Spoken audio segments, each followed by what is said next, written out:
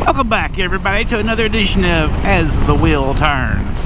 Well, it has been about a week since Sturgis has ended. Oh, let me go back. I am in the great state of Washington. I am going to Mount St. Helens.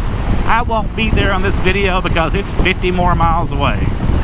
But let's get back to Sturgis. So it's been a week since Sturgis was over. The come out was a whole lot less than they wanted, but a lot more than they could have had if they hadn't had it, right? And I'm seeing all these stories on Google because Google knows everything, and it's like, hey, you was at Sturgis. So it's sending me all of these news articles about COVID at Sturgis and how there's a spread going on related to the Sturgis incident. You know what? Sturgis is only a 10-day event, right? No big deal. 10 days. Have a good time. Party down. It's an outside sport, mostly. Alright? So, you would expect a few people might come to Sturgis with the COVID, and a few more might leave with the COVID, even if they ain't slobbering on each other, because some of them are on the bars and stuff drinking, right? But mostly it's outside. So they're yakking it all up about how this event, that's a red right side event, you know, that how awful it was. Just terrible. Oops, where's this thing trying to take me? Half a mile. Wait a minute, what's it doing? It's trying to take me somewhere else.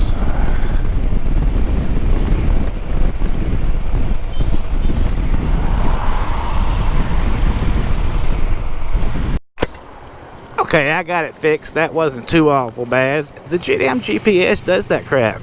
But anyway, what I was saying was, have you guys seen those news stories? I mean, it's a bunch of malarkey, right?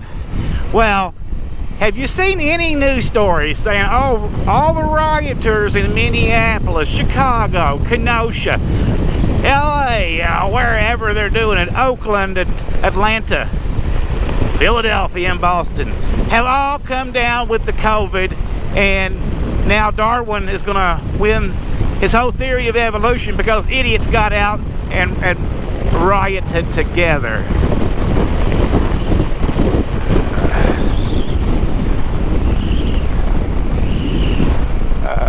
No thanks.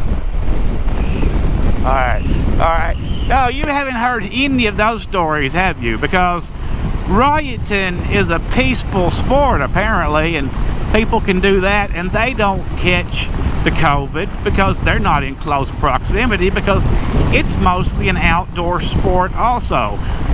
Oh, wait a minute, did I say an outdoor sport? Well, when they're in there burning down the Targets and tearing the Walmarts apart, they're all in the same building. So I think they should all have the COVID too, you know. I mean, why aren't we seeing any? The news media is certainly a biased bunch of buttholes. A biased bunch of buttholes. They're the 3 Bs. That's what they are. Visitor center. Huh. Wow. Oh, sorry, I got distracted there by that sign. Because, you know, I'm going to Mount St. Helens, like I said. But anyway, it really teased me off that they play these games, and I'm really worried about November, because I'm like, yay, if Trump wins, fuck a Trump. If Trump wins, maybe they'll open up the country again and we can all get out and get about our business instead of all going bankrupt. But those states will all have the right to stay closed down if they so desire, because it's their right as a state. Even though I do believe that half of this COVID stuff is all politically motivated. Oh, look, I got a lake over here on the right. Hello, lake. How you doing?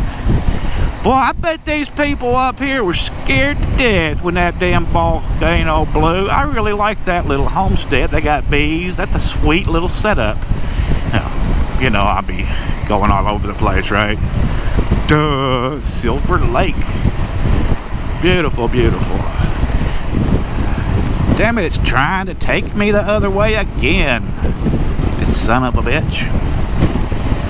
I love being Google. Got this relationship where I love them, I love them, I love them. And I hate the hell out of their Google Maps because that's what they do every time. They try to second guess you, like you don't know where you want to go and you don't know what routes you want to go. Maybe there's so many people using Google Maps that they're not so bright that it's a good thing they do that, right? But in my case, don't second guess me, you little AI. You just don't do it. I know what I want to go, and I know how I want to get there. I want to take the back road. That's what makes life interesting. It's not the highway, it's the back road. The highway is good to get you there in a hurry. But damn, this is Washington State. Who gives a crap about the highway? Back road. We want to follow the campers. They probably are going the same place we're going. Well, they're kind of going at a slow rate of speed. Man, he's making some weird noises up there. I think he's having trouble with that high dollar tent. That's right, it's a rolling tent. Yeah, y'all see I'm still on the redhead reject again, right?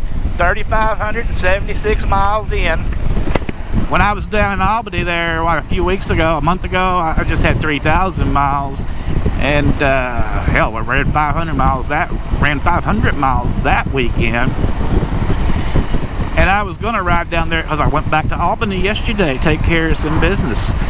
In case y'all don't know it, I'm doing those live drives on this channel right here also. With all them 8 different cameras. It's kind of sexy, it's kind of cool. You should check them out if you are so desired. If you got time to spend 8 hours sitting in front of your computer to watch the scenery. I personally ain't gonna do that. Well, I'm gonna make it, and somebody will consume it, and that's what, you know, that's what it's about, right? You make it, somebody else consumes it. But you don't gotta watch it because, you know, this channel's a little bit mixed up. It's not a variety channel. I don't believe in variety channels. But motorcycling, as much as I love it, you can't ride year-round if you live in states or in states that have 4 seasons all the time, because winter will come. Now, I had some crazy friends back in the day, and I grew up in Kentucky, and they would ride their bikes all winter long. I was like, well, there was just one, I know, maybe 2. Yeah, 2. Tex did it too. I know, his name was Tex. He was from Kentucky, and his name was Tex. It makes no sense. But, and another guy named Sean. But they would ride all winter long, and I always thought they was insane. At least Tex only had to go like 5 miles to work, so it wasn't no big deal. But the other guy would go grocery shopping and everything on his little bike. Hell, I gave him the bike, actually. There was an old Shadow that I actually should have kept. I don't know why I gave it to him. But anyway, oh, I just coughed on you, and I was at Sturgis, right? That don't mean that I have the corona, but it could. But I doubt it. I'm glad they're leaving, because this one right here is making some weird noises, some weird ass noises. Welcome to Tuttle Valley.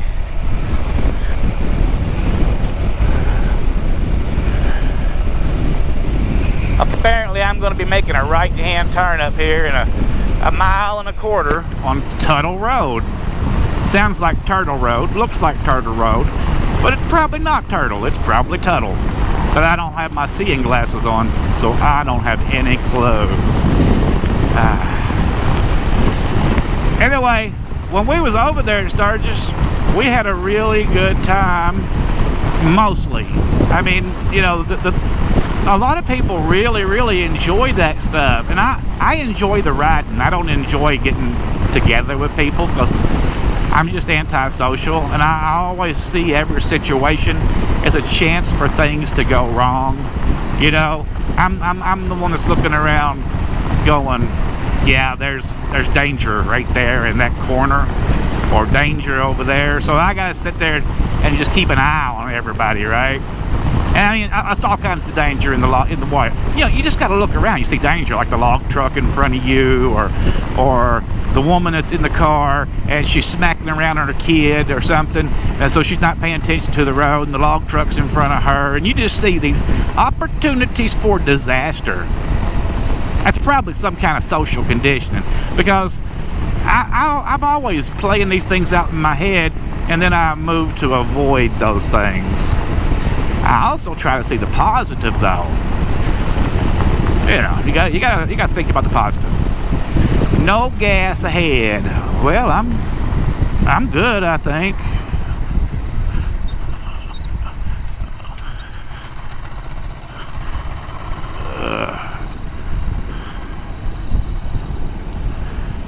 Yeah, this is the way it wants me to go. Okay. Alright, now we're a little bit more off the beaten path. Refuse disposal. They got a landfill up here. Let's take it down a gear. So enjoy the scenery. Whatever kind of scenery it's going to end up being, I don't know. But I can imagine, right?